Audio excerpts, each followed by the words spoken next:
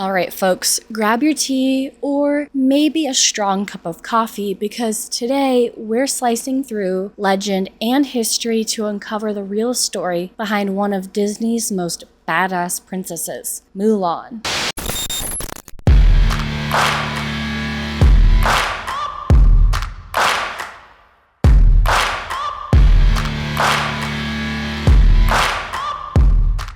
Hey everyone, Fit Historian here, and welcome back to Historically Gaming, where history and pop culture hold hands and dive headfirst into a book of footnotes. If you like diving into the history behind pop culture or just like to learn about weird history, go ahead and hit that subscribe button and join our little corner of historic chaos. Last time I checked, over half of my viewers are not subscribed, so you might as well hit that button and ring the bell so you don't miss my next video. It'll save you some time in the long run. So we've tackled Cinderella and her surprisingly global glass slipper saga, but today we're heading east to ancient China for a deep dive into the legend behind Disney's warrior heroine. First, let's revisit the Disney version. Released in 1998, Mulan follows a brave young woman who disguises herself as a man to join the imperial army in her father's place. She trains with the boys, defeats the Huns, saves the emperor, and proves that girls can, in fact, do anything. Oh, and there's a tiny dragon voiced by Eddie Murphy. Iconic. But Disney didn't create Mulan. In fact, they heavily adapted her from a centuries-old Chinese ballad. Spoiler alert, Mushu didn't make the original cut.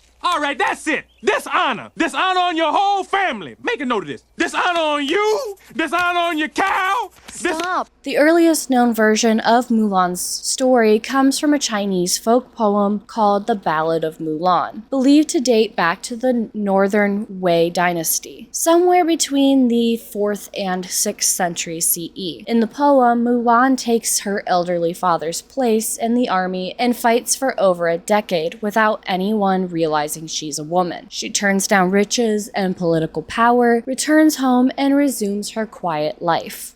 No magic, no love interest, no dragon sidekick. The tone? Stoic, patriotic, powerful. A story of honor, filial Get on with it. Yes, get on with it. piety, and quiet heroism. As with most historical women, Mulan's story didn't stay simple for long. Later adaptations added drama, romance, and even tragic endings. By the Ming Dynasty, plays and novels depicted Mulan as a committed patriot and chaste daughter who sometimes even committed suicide to preserve her honor. Yeah, I know, it took a dark turn. Over time, Mulan transformed from a folk hero into a symbol. She was used in political propaganda, celebrated in literature, and even mythologized beyond recognition. Okay, let's address the helmet in the room though. Was Mulan a real person? Short answer, probably not. Long answer, there's no solid historical record of a woman named Hua Mulan fighting in the Northern Wei army. But her story may have been inspired by real women who disguised themselves to serve, because yes, that did happen. Throughout Chinese history, there were female warriors, some even generals, just not necessarily Mulan. So she's more of a cultural ideal than a historical figure, kind of like King Arthur, but with